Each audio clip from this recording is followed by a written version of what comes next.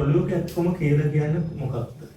ඔළුව කැක්කම කියලා කියන්නේ මෙහෙමයි. දැන් ඕක අපේ ඔළුව වටේට නිකන් බෑන්ඩ් එකක් දාලා වගේ ඔළුව දෙපැත්තෙන්ම ඇති වෙන්න පුළුවන්, තද බල වෙන්නත් පුළුවන්, මධ්‍යම මට්ටමේ වෙන්නත් පුළුවන්. ඇති වෙන අධික අර ඔළුව ඇතුලෙන් ඇති වෙන වේදනාවක් තමයි අපි ඔළුව කැක්කම කියලා කියන්නේ. ඇතරම මේක මිග්‍රේන් කියන තත්ත්වයක් එක්ක මේ කට්ටිය පටල ගන්නවා. අපි ඉස්සරහට කතා කරමු මිග්‍රේන් සහ මේ ඔළුව කැක්කම. අපි කියනවා මේක ඉංග්‍රීසියෙන් ටෙන්ෂන් ටයිප් හෙඩේක් කියලා. මේ දෙක අතර වෙනස්කමත් අපි ඉස්සරහට කතා කරමු. ඔව්. අන්න කියන්න පුළුවන් දැන් මයිග්‍රේන් එකයි මේ ඔළුව කැක්කම අතර වෙනස නේද? ඒක තමයි. මම අර කලින් කිව්ව තැන මේක තමයි සමාජයේ ගොඩක් කට්ටිය පටල ගන්න දේ. මොකද මේ ටෙන්ෂන් ටයිප් හෙඩේක් එක වැරදියට මිනිස්සු අතර මතවාදයක් තියෙනවා මට මේ තියෙන්නේ මිග්‍රේන් තමයි කියලා. ඒ කියන්නේ ටෙන්ෂන් ටයිප් හෙඩේක් එක නැත්නම් ඔළුව කැක්කුමයි මිග්‍රේනුයි මෙන්න මේ කාරණා කීපය උඩ වෙනස් වෙනවා. ප්‍රධානවම ඇති වෙන මේ වේදනාව ටෙන්ෂන් ටයිප් හෙඩේක් අපි ඉස්සරහට මම ඔළුව කැක්කුම කියන වචනයම පාවිච්චි කරන්න. ඔළුව කැක්කුමේදී ඇති වෙන වේදනාව මධ්‍යස්ථ මට්ටමේ වේදනාවක් ඇති වෙන්නේ. හැබැයි මිග්‍රේන් එකේදී ඒක තදබල වේදනාවක් ලක්ක ඇති වෙනවා, වැඩි වෙනවා.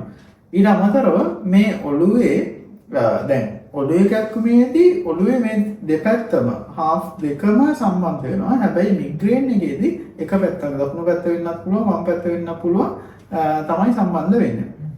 ඊට අමතරව මේකෙදී අර චලනයන් එක්ක ඔළුව කැක්කුමේදී මොකක් හරි ඔයා චලනයකදී මූවමන්ට් එකකදී ඔයාලට මේ ඔළුව කැක්කුම වැඩි වෙන්නේ නැහැ. හැබැයි මිග්‍රේන් ඔයාලට තියෙනවා නම් එහෙම ඔයාලට තියෙන මිග්‍රේන් නම් එහෙම මූවමන්ට්ස් එක්ක චලනයන් එක්ක මේක වැඩි වෙනවා. ඊට අමතරව මෙන්න මේක හොඳ වැදගත් පොයින්ට් එකක්. දැන් මිග්‍රේන් ඔයාලට තියෙනවා නම් එහෙම මොකක් හරි මේ ආලෝකයට ශබ්දවලට විශේෂයෙන්ම ෆෝන් එකක් බලනවා නම් ඔයාලට මේ ස්පීකර් එකක් වගේ දාලා තියෙනවා නම් ඔයාලට හරීම ඉන්න බෑ, හරීම ඇනෝයින් එක අමාරු වෙනවා. ඔයාලට මිග්‍රේන් නම් තියෙන්නේ. හැබැයි ඔළුව එකක්කුමදී ටෙන්ෂන් ටයිප් එකකදී එහෙම කිසිම ඒ ආලෝකයට නැත්නම් ශබ්දවලට මේ ලොකු සංවේදීතාවය වෙනසක් වෙන්නේ නැහැ. හැබැයි මිග්‍රේන් වලට තියෙනවා. ඒ වගේම මිග්‍රේන් එක නම් ඔයාලට තියෙන්නේ අපි මේ ඕරා කියලා කියන අතර නිලංකාර වෙන ගතිය. නිකන් සම්පූර්ණයෙන් නිලංකාර වෙලා වෙන ගතිය එනවා මිග්‍රේන් නම් වලට තියෙන්නේ.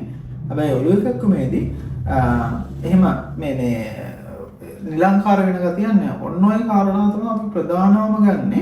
ඔයාලට තියෙන ඔළුව කැක්කුමක්ද මිග්‍රේන් තත්ත්වයද කියලා ක්ලිනිකලි නැත්නම් සායනිකව වෙන් කරලා අඳුන ගන්න. ඇත්තටම මිග්‍රේන් සහ මේ ටෙන්ෂන් ටයිප් හෙඩේක් ඔළුව කැක්කුම අපිට ඩයග්නොසිස් එක රෝග විනිශ්චය සායනිකව කරන ප්‍රධාන රෝග විනිශ්චය තමයි සිද්ධ වෙන්නේ.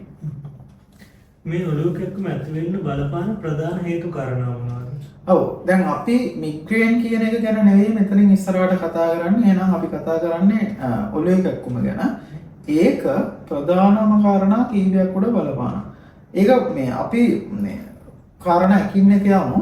මේ පොස්ච් එකේ වැරද්ද නැත්නම් ඉරියව් වල සිදුවන වැරදීන් නිසා විශේෂයෙන්ම දැන් කට්ටිය ගොඩක් කට්ටිය මේ ඩෙස්ක් ජොබ් වලට ඒ කියන්නේ කම්පියුටර් එකක් ඉස්සරහා නැත්නම් ඔෆිස් එකක ඉඳන් වැඩ කරන එක අපි ගොඩක් දකිනවා.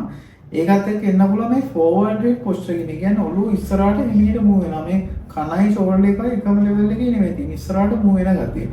ඔන්න ඔය කියන වැරදි ඉරියව්ව නිසා. ඒ වගේම රවුන්ඩඩ් ෂෝල්ඩර් මේ ෂෝල්ඩර් ස්ට්‍රෝං වෙන ගතිය. ඒක. ඊට පස්සේ ඒ වගේම අපි තොරසික් කයි පොසිෂන් නැත්නම් ස්ලවුචින් පොස්චර් කියලා කියන ඉස්සරහට මේ මෙතන කොන්දෙන් නැමෙන ගතිය. ඔන්න ඔය ඉරියව් තියෙනවා නම් එහෙම ඔයාලට ගොඩක් වෙලාවට මේ ඔළුව කැක්කුම මේ නැත්නම් ටෙන්ෂන් ටයිප් හෙඩේක් කියන එක ඇති වෙන්න පුළුවන්. ඒ වගේම මේ මසල් වල තියෙන ටෙන්ෂන් එක ඔළුවේ වටේ සහ බෙල්ල ආශ්‍රිතව මාංශ පේශි ගණනාවක් තියෙනවා. ওই මාංශ පේශි වල තියෙන ටෙන්ෂන් එක වැඩි වීම නිසා ඒක හේතු වෙනවා ටෙන්ෂන් ටයිප් හෙඩේක් එකට. ඒ කියන්නේ මේ ඔළුව කැක්කුමට. ඒ වගේම අනිත් කාරණා ඒ කියන්නේ ඔයගේ නිින්ද අඩුකම හෝ හරිහමන් නිින්ද ඒ කියන්නේ අපි කියන ස්ලීපින් සයිකල් එක කියලා කියන්නේ. එක දවසකට ඔයා 10 ඉඳන් 4 වෙනකන් නිදාගන්න. පහුවදා ඊට පස්සේ ඊළඟ දවසේ උදේ පාන්දර 2 ඉඳන් උදේ 9 විතර. හරි ස්ලීපින් සයිකල් එක ගන්නෑ. සහ නැත්තම් මේ ගන්න ස්ලීප් මේ නිින්ද අඩු ස්ලීප් එකක් ගන්න. සාමාන්‍ය පැය 3-4යි නිදාගන්න. යන්න එහෙමනම් හේතුවක් වෙන්න පුළුවන්.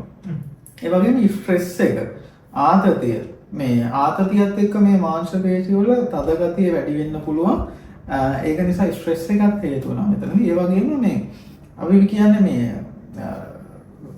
මිට අපි දත් සපාකණය කියලා කියන්නේ දත් මිටි කනවා කියලා කියන්නේ. ඒකෙදි සමහර කට්ටියට එයාගේ මේ හිතලා නෙවෙයි ඒ කියන්නේ හිතන්න දැන් මොකක් හරි ඔන්න IT ප්‍රොෆෙෂනල් කෙනෙක් ඉන්නවා එයාට ලොකු ප්‍රොජෙක්ට් එකක් හම්බ වෙනවා. එතකොට එයාගේ ස්ට්‍රෙස් එකත් එක්ක එයාට ස්වභාවිකවම එයා ස්ට්‍රෙස් ගතියත් එක්ක එයා පුරුදු වෙලා ඉන්නවා අර නිකන් හිතාමතාම නෙවෙයි වැලමිටි කාගෙන තමයි ඉන්නේ. අපි ඒක වෙන කෙනෙක් බලලා කිව්වොත් ඇරෙන්න එයා දන්නේ නැහැ එහෙම වැලමිටි කරනවායි කියලා. එතන අන්න ඒ වගේ තත්ත්වයකදී උනත් මේක ඒකත් හේතුවක් වෙන්න පුළුවන්. ඒක ඕවා තමයි ප්‍රධානම හේතු මේ ඔළුව එකක්ම ඇති වෙන්න. වෛද්‍ය විද්‍යාත්මකව මේක ඇති වෙන ආකාරය පැහැදිලි කරන්න. ඔව් ඒක වැදගත් ප්‍රශ්නයක්. දැන් මම කලින් කිව්වා හේතු කලින් ඔය කියපු හැම හේතුවකදීම ප්‍රධාන වශයෙන් වෙන්නේ මෙන්න මේක. දැන් අපේ මේ ඔළුව සහ බෙල්ල අවට තියෙන මාංශපේශි වෙනවා සස්ටේන් කන්ට්‍රැක්ෂන් එක. දිගින් දිගටම ඒගොල්ලෝ කන්ට්‍රැක්ට් කරලා තද වෙලා තමයි තියෙන්නේ. ඒ දිගින් දිගටම තද වෙලා තියෙන නිසා අපේ මේ අපි කියන ස්නායු වල අන්ත වලින් නව එන්ඩින්ග්ස් වලින් නිතරම ඒ කියන්නේ දිගින් දිගටම ඒ තද සාමාන්‍ය මසල් එකක් තියෙන්න ඕනේ ටෙන්ෂන් එකක් තියෙනවා. හරි රිලැක්ස් පොසිෂන් එක තියෙන්න ඕනේ. හැබැයි මේ ගැටලුව තියෙන කට්ටියගේ මේ ඔළුව එකක්ම නිතරම එන කට්ටියගේ මේ දිගින් දිගට මේ සිග්නල් එක මොලේට යනවා. ඒ කියන්නේ අර පේන් සිග්නල් එක යනවා. අර තද වෙලා තියෙන අපි දන්න මාංශ පේශි වලට ඒ නව එන්ඩින් සම්බන්ධයි. දැන් මාංශ පේශි තද වෙලා තියෙන නිසා දිගින් දිගටම මේ සිග්නල්ස් යනවා බ්‍රේන් එකට. ඒතකොට දිගින් දිගටම ওই විදිහට යන නිසා එයාට අර පොඩ්ඩක් නැත්තම් අනිත් සාමාන්‍ය කෙනෙකුට සාපේක්ෂව පොඩ්ඩක් නැත්තම් පොඩි සිග්නල් එකකුත් ඇති දැන් දිගින් දිගටම යන නිසා ඒ වේදනාව දැනෙනවා. ඒ කියන්නේ අනිත් කෙනෙක්ගේ මේ මාංශ පේශියේ කිසිම ගැටලුවක් නැහැ. නෝමල් ටෙන්ෂන් එකේ තියෙන්නේ. ඔළුව එකක් මෙන්න එක්කෙනාගේ අර මාංශ පේශි වල තද බව නිසා දිගින් දිගටම පේන් සිග්නල්ස් මොළයට යනවා. ඕක තමයි මේ අපි කියන පැතොෆිසියොලොජිකල් කියලා මේ ඔළුව එකක්ම ඇති වෙන්න හේතුව. ඒක රෝග මූලයේ තියෙන්නේ අර මේ මසල් වල මාංශ පේශි වල ඒ ටෙන්ෂන් එක තද බව වැඩි නිසා. මේ ඉස්සරහදී නැතුව වෙන දෙයක් නිසා මේක වෙන්න පුළුවන් නේද? ඒ කියන්නේ රෙඩ් ෆ්ලැග්ස් වගේ. ඔව්. කොහොමද අඳුරගන්නේ? ඔව් ඒක තමයි. ඒකත් හරි වැදගත්. දැන් අපි හැම වෙලේම කියනවා මේක ටෙන්ෂන් ටයිප් හෙඩේක් එකක් හරි මිග්‍රේන් එකක් හරිම කියලා. එහෙම නැතුව මෙතන බැරෑරුම් හේතුවක් අපි රෙඩ් ෆ්ලැග්ස් කියලා මෙඩිකලි කියනවා. දැන් ඔයාලට මෙන්න මේ වගේ හේතුවක් නම් හිතන්න මොකක් හරි හෙඩ් ඉන්ජරි එකක් කියලා මොකක් හරි ඇක්සිඩන්ට් එකක් වෙලා ඔළුව වැදිලා ඊට පස්සේ එන ඔළුව එකක් නවා. දැන් අන්න ඒ වගේ වෙලාවවලදී අපි මේක කියලා හිතේ තියන්නේ නැහැ. අපි හිස්ටරි එක පේෂන්ට් ගේ ගනිද්දී එහෙම හිස්ටරි එකක් තියෙන අනිවාර්යයෙන් ඉමර්ජන්සි මෙඩිකල් මැනේජ්මන්ට් එකට යනවා. ඒ වගේම ඔයාලට මේ ඔළුව කැක්කුමත් එක්ක උණ ගතියක් තියෙනවා නම් ඒ කියන්නේ ඔළුව කැක්කුමයි උණ ගතිය අපි පටල ගන්න හොඳ නැහැ. ඔළුව කැක්කුමත් එක්ක උණ ගතියක් තියෙනවා නම් එතනත් අපි බල ඉන්නේ නැහැ මේ තියෙන්නේ මේ ටෙන්ෂන් ටයිප් හෙඩේක් එකක්ද කියලා අපි ඒකට ට්‍රීට් කර ඉන්නේ නැහැ. ඉතින් ඔය වගේ කාරණා තමයි ප්‍රධානම මේ අපි බලන තව තියෙනවා සෙන්ට්‍රල් සෙන්සිටයිසේෂන් කියලා සින්ඩ්‍රෝම් එකක්. ඒ කියන්නේ නිතරම මේ කියන්නේ මසල් වල ප්‍රශ්නයක් නිසා නෙවෙයි ඒ කියන්නේ සිග්නල් වැඩිපුර ගමන් කිරීම නිසා අපේ නර්ව් එන්ඩින්ස් වල ඉඳන් මොළයට නිතරම සිග්නල් ගිහිල්ලා මේ ඒ සංවේදනය වැඩිකමක් එනවා. කියන්නේ දිගින් දිගට පේන් සිග්නල් බ්‍රේන් එකට ගිහිල්ලා මේ පේන් සිග්නල් වල අධිසංවේදීතාවයක් ඇති වෙනවා. ඒක තමයි සෙන්ට්‍රල් සෙන්සිටයිසේෂන් සින්ඩ්‍රෝම් කියලා කියන්නේ. ඒ වගේ තත්ත්වයක් එන්න පුළුවන්. එහෙනම් එතන මැනේජ්මන්ට් වෙන්නේ වෙනම. එතකොට නොය වගේ කාරණා තියෙනවා නම් එහෙනම් අපිව රෙඩ් ෆ්ලැග්ස් විදියට අඳුර ගන්නවා. එහෙම අපි හෙඩේක් එකට නෙවෙයි ට්‍රීට්මන්ට් කරන්නේ ඉමර්ජන්සි මෙඩිකල් මැනේජ්මන්ට් එකට යනවා. මේ සඳහා යොදා ගන්න බෞද්ධ චිකිත්සක ප්‍රතිකාර ක්‍රම මොනවාද? හරි. එතකොට අපි කලින් මේ රෝගේ ඇති වෙන්න හේතු වන රෝග මූලයන් තියෙනවානේ. අන්නේ රෝග මූලයන්ට තමයි අපි ප්‍රතිකාර කරන්නේ. ඉතින් අපි මේ රෝග මූලයන් එක එක ගමු. පොස්ට් එකේ වැරද්ද. කියන්නේ ඉරියව්වේ වැරද්ද. ඒ වැරදි ඉරියව් ටික හදා ගන්න ඕනේ. කියන්නේ ෆෝවර්ඩ් හෙඩ් පොස්චර් එක වෙන්න පුළුවන්. කයිපොටික් පොස්චර් එක, ස්ලවුචින් පොස්චර් එක වෙන්න පුළුවන්. රවුන්ඩර් ෂෝල්ඩර් වෙන්න පුළුවන්. අන්නේ ඉරියව්ව සෑදීම සඳහා අපි එක්සර්සයිස් කරනවා සහ පේෂන්ට් එඩියුකේට් කරනවා. හරි ඉරියව්ව තියෙන එක. ඒ කියන්නේ ඒක පේෂන්ට් වෙනස් වෙන්න පුළුවන්. එයාගේ ergonomics බලලා, ඒ කියන්නේ වැඩ කරන ස්ට්‍රක්චර් එක වැඩ කරන තැන බලලා ඒකට අනුව අපි හරි ඉරියව්ව කියලා දීම කරනවා. ඒක හරිය වැදගත්. ඊට අමතරව මම කියවනේ බෙල් මේ ඔළුව සහ බෙල්ල ආශ්‍රිතව මසල් තියනවා කියලා. අන්න ඒවල මම කිව්වා ටයිට්නස් එක නැත්නම් තද ගතිය නිසා මේක එන්න පුළුවන්.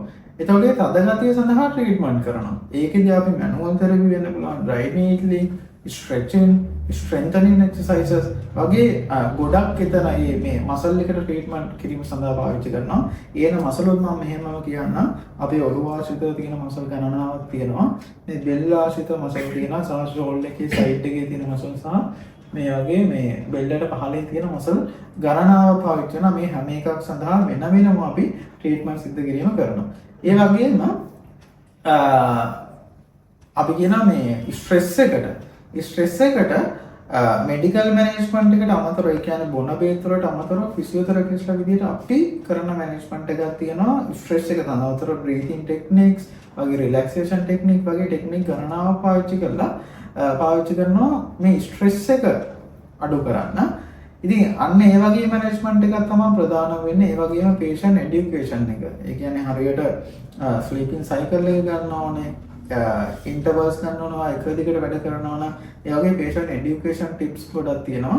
අපි ඒ ටිකත් patient educate කරනවා. ඉතින් ඒ වගේ තමයි physiotherapy management කියන්නේ. එතන ප්‍රධානම තියෙන්නේ මේකට ඇති වෙන්න තියෙන ප්‍රධානම හේතුව වෙන මේ ඉරියව් වල වැරද්ද සහ අංක 1 මේ මාංශපේශි සඳහා ට්‍රීට් කිරීම ඔළුව කැක්කුමක් වෙන සඳහා.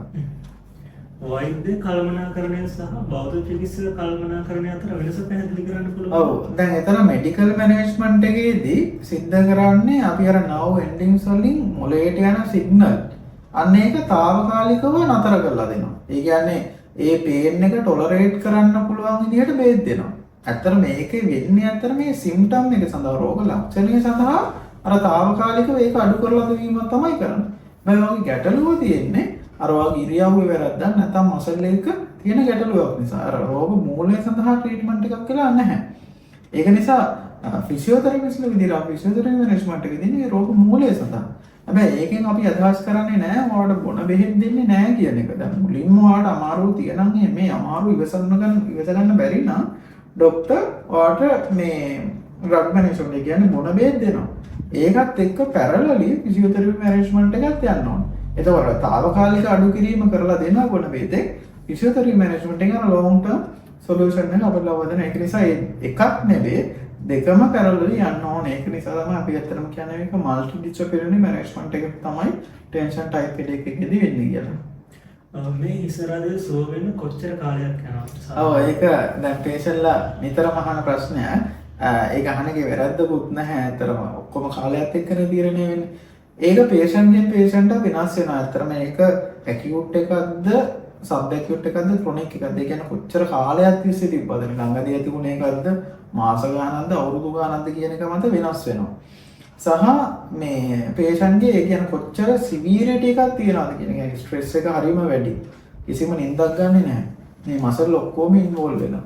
අන්න ඒ වගේ ෆැක්ටර්ස් ගණනාවක් උඩ තීරණය වෙනවා. හැබැයි මම ඇවරේජ් එකක් විදියට කියන්න අපිට සති 3ක් 4ක් අතර කාලෙක දල වශයෙන් මාසයකට ආසන්න කාලයකදී ඇවරේජ් එකක් විදියට ඇවරේජ් පේෂන්ට් කෙනෙක්ට අපිට හොඳ අවුට්කම් එකක් ගන්න පුළුවන්. ඊට වඩා පොඩක් අඩු වෙන්නත් පුළුවන්, වැඩි වෙන්නත් පුළුවන්.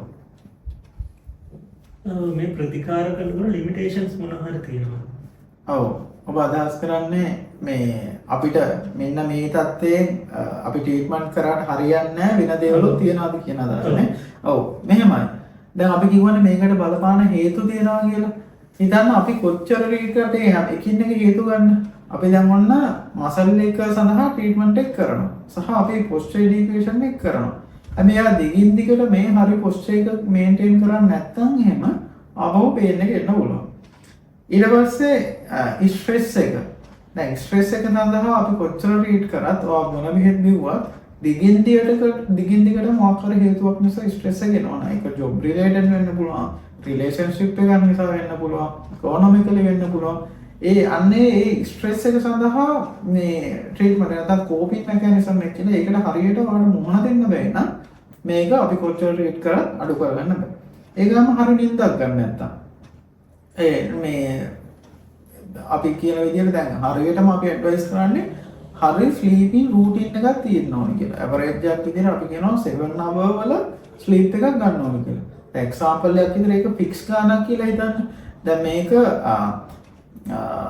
පැය 7ක් නම් එහෙම කෙනෙක් සාමාන්‍යයෙන් 10ට නිදාගෙන පාන්දර 7 වෙනි 5ටනේ 10 ඉඳන් 5 වෙනකම් දිගටම කොන්ස්ටන්ට් ස්ලීප් එකක් වෙනස් කරන්න නැතුව ගන්න කියන එක තමයි අපි ඇඩ්වයිස් කරන්නේ. ඉතින් ඒක හරියට මේන්ටේන් කරන්නේ නැත්නම් අපි කොච්චර රීඩ් කළත් වැඩක් වෙන්නේ නැහැ. මේක නැවතත් එන්න පුළුවන්. මේ කියපු කාරණාවලට අමතරව තව අමතර උපදෙසක් එකතු කරන්න තියෙනවා. අවසන් වශයෙන් නේද? ඔව් ඇත්තටම මෙහෙමයි. ඔක දැන් පේෂල්ලා මට මිග්‍රේන් කියලා ඒක ගැන වොරි වෙවි ඒකට ට්‍රීට්මන්ට් අරගෙන ඉන්නවා. දැන් ගොඩක් කට්ටිය දන්නේ නැති ගැටලුවක් තමයි මේ ටෙන්ෂන් ටයිප් හෙඩේක්. නැත්නම් අපි අද කතා කරමු මේ ඔළුවේ කැක්කුම නැත්නම් හිස රදය කියන මාතෘකාව. ඉතින් ඔයා හරියටම මොකද්ද මේ දෙකෙන් දැන් අපි මේ ඩිස්කෂන් එක බලපු කෙනෙක් හරියටම දැන් මට මෙහෙ ඔයාට ටෙන්ෂන් ටයිප් හෙඩේක් කියන එක කියලා හිතෙනවා. මේ අපේ පොඩ්කාස්ට් එක අහපු කෙනෙක්. හැබැයි හරියට මේගොල්ලන්ට ක්ලිනිකලි ඩිෆරෙන්ෂিয়েට් කරගන්න බෑ. ඒක නිසා හොඳම දේ ඔයාට තියෙන්නේ මොකක්ද කියන එක හරියටම ඩයග්නෝස් කරගන්න ක්වොලිෆයිඩ් ෆිසියෝതെරපිස්ට් කෙනෙක්ව හම්බෙන්න ඕන. එතකොට ඒගොල්ලන්ට කියන්න පුළුවන් ඔයාලට තියෙන්නේ මිග්‍රේන් ගැටලුවක්ද නැත්නම් මේ ඔළුවේ කැක්කුම නැත්නම් ටෙන්ෂන් ටයිප් හෙඩේක් එකක්ද කියන එක. ඉතින් ඔයාලට එහෙමනම් තියෙන්නේ ෆිසියෝതെරපිස්ට් පුළුවන් ට්‍රීට්මන්ට් ස්ටාර්ට් කරන්න. කරලා අපි අර කිව්ව ඇවරේජ් ටයිම් එකකින් හොඳ රිකවරි එකක් ගන්න පුළුවන්. බැරි වෙලාවත් එහෙම නෙවෙයි නම් එහෙම අපි ෆර්දර් මෙඩිකල් මැනේජ්මන්ට් එකට ගමන් කරනවා. ඒ විදිහට තමයි ටෙන්ෂන් ටයිප් හෙඩේක් එක තියෙන පේෂන්ට් කෙනෙක් කරන්න ෆයිනල් ඇඩ්වයිස් එක වෙන්නේ.